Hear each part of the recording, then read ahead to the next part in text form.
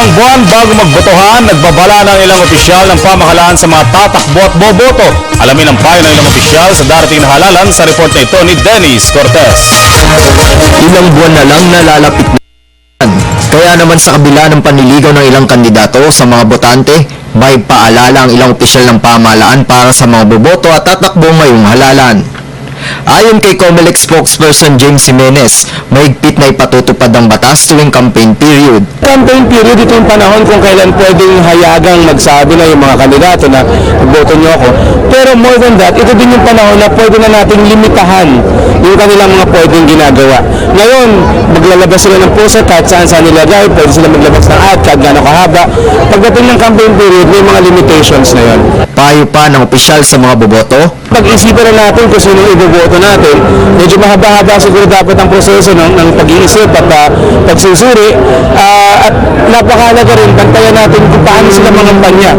No? Makita natin kung mayroong mga excessive na gastos at ini-encourage namin yung mga kampayan natin na pag may nakita silang mga practice o mga gawa na sa tingin nila ay hindi tama para sa mga kandidato, ay isumbong sa COMELEC, no? Para tulong-tulong natin maayos.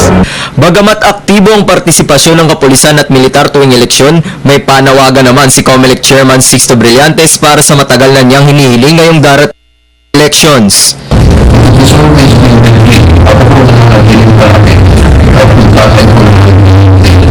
Sana ko kung parang yung election dito sa Pilipinas.